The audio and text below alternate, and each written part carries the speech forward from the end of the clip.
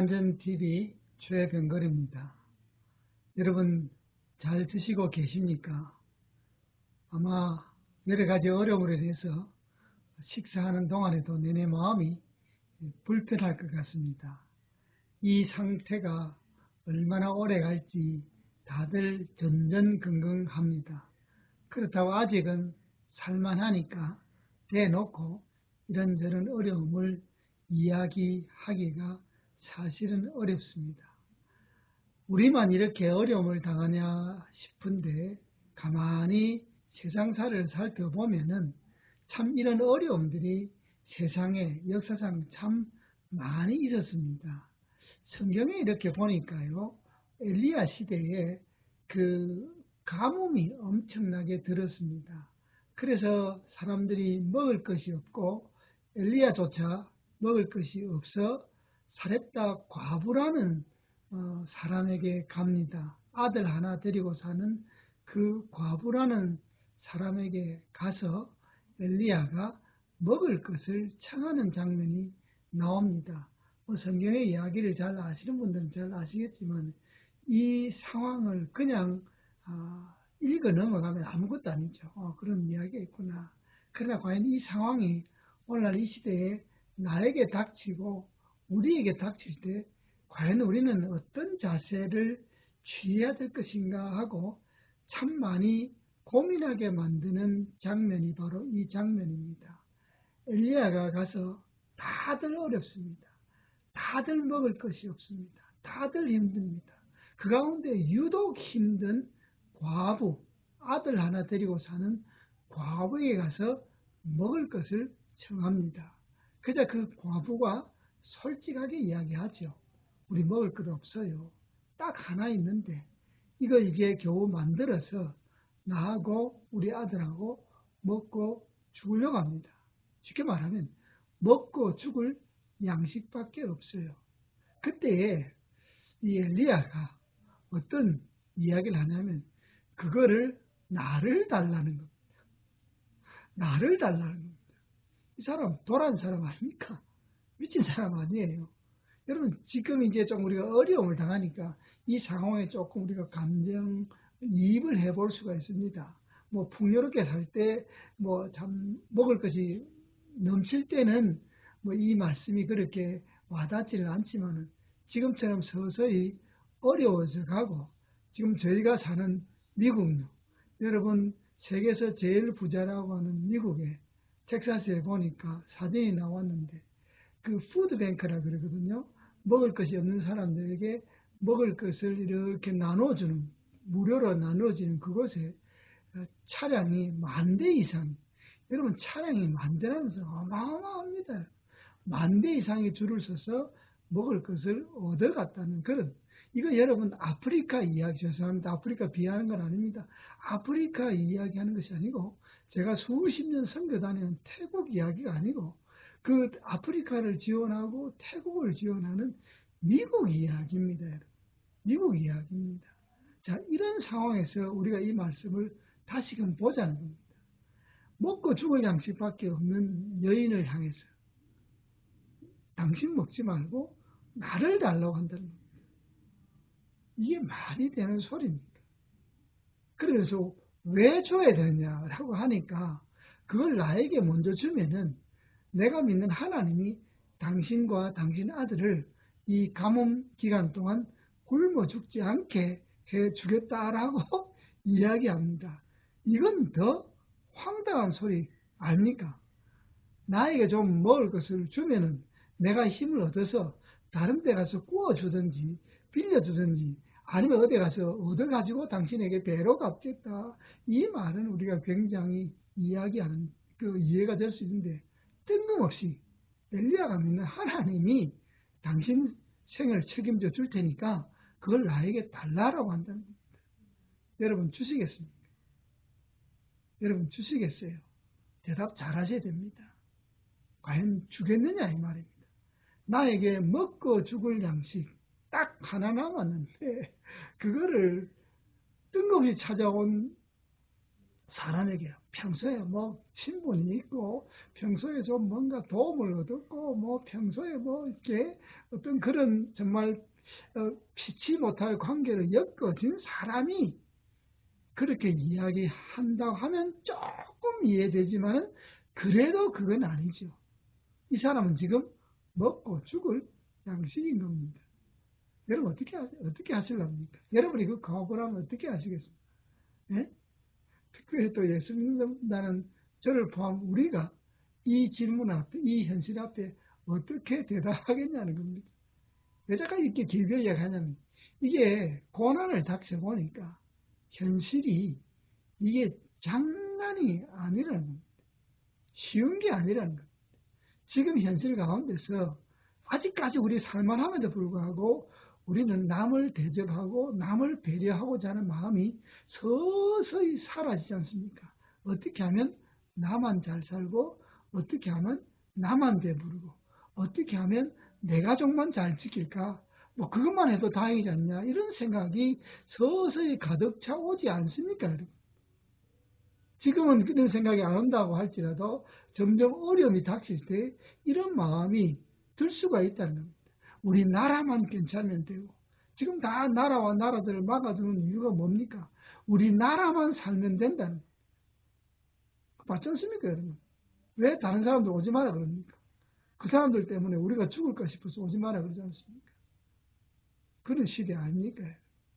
처음에 여러분 그 코로나 사태 났을 때 제가 뉴스에 보니까 한국에서 이제 중국이나 이런 데서 그 어떤 그 피해서 오는 그 우리 한국 분들 들어오지 말라고 데모했지 않습니까? 왜?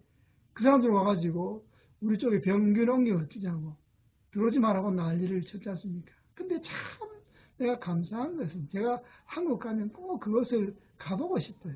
근데 마음이 변해가지고 그렇게 데모하던 분들이 이렇게 마음을 열고 자기 지역에 오도록 허락을 하더라고요.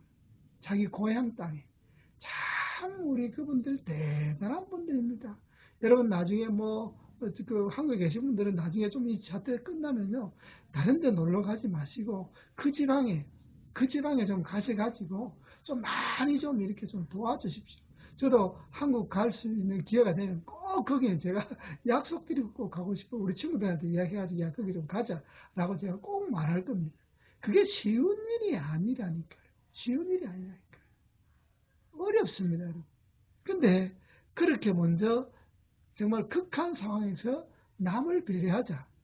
하나님이 도우셔서 그 여인과 그 아들은 과부인 여인과 과부의 아들은 그 고난 가운데 가뭄 동안에 음식이 떨어지지 아니했다라는 그 말씀이 성경에 나옵니다. 저도 이제 6월 29일 날 은퇴하고 바로 3월 1일부터 이런 사태를 맞이하게 됐습니다. 나름대로 이제 은퇴를 하고 어떻게 일을 하고 어떻게 먹고 살까를 이렇게 계획을 했는데 그 계획이 안 돼요. 안 돼요. 이거 참 힘들구나 라는 생각. 여러분 저를 도와달라는 그런 말 절대로 아닙니다.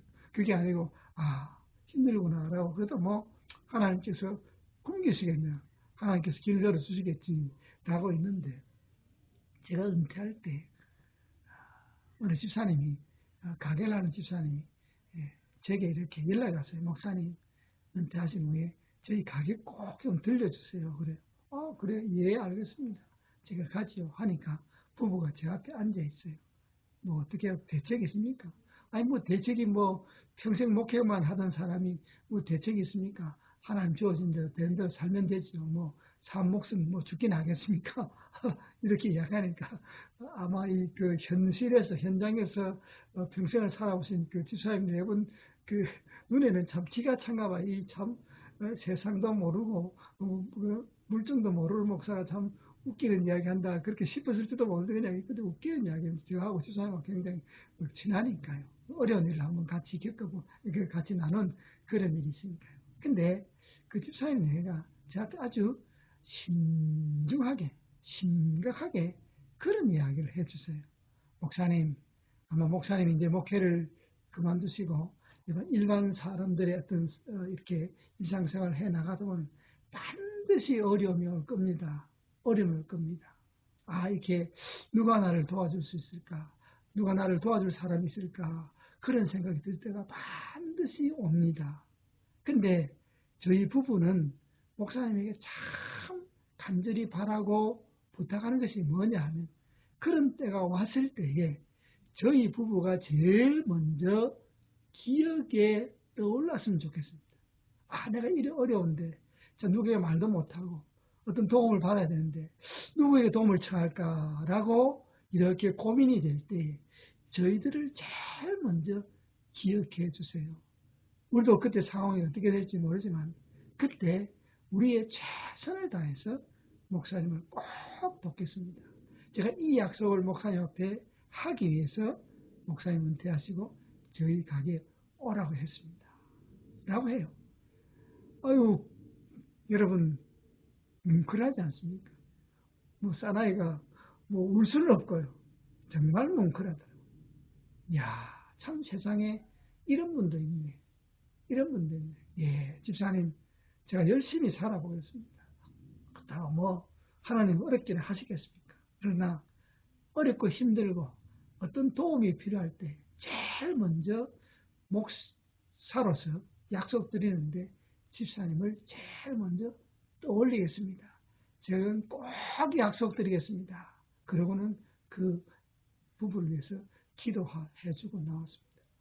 나오는데 정말 제 마음은 덩실덩실 춤을 추고 싶더라고요. 야, 참 내가 이렇게 힘들게 목회는 했지만 참 전혀 예상치 못한 분이 그런 말씀을 하셔가지고 너무 기분도 좋고 든든하더라고요. 든든해요. 든든해요. 뭐 하나님 앞에 설 때까지 참 감사의 마음을 가지고 또 위해서 기도해주며 지금 살아가고 있고 또 그렇게 하려고 합니다. 사랑하는 여러분, 뭘 얻어서 뭘 도와줘서 이렇게 참 힘이 될 때도 있지만 어떤 말 한마디가 정말 말 한마디가 사람을 살게 할 때가 있더라는 겁니다. 살게 할 때가 있더라는 겁니다. 지금 다들 어렵습니다. 다들 어려워서 누가 나를 좀 도와주지 않느냐 그런 마음이 들 때가 있습니다. 들 때가 있습니다. 그러나 한 번 다시 이렇게 우리가 살펴보면 나에게는 아직도 베풀 것이 있다는 사실입니다. 베풀 것이 있습니다. 사렙다 과부가 죽을 만큼 어려웠지만 그 여인에게 베풀 것이 있었는데 바로 그가 먹고 죽으려고 하는 것이라. 먹고 죽으려고 하던 그것을 상대방을 향해서 배려하자 정말 상상치 못한 놀라운 역사가 일어났습니다.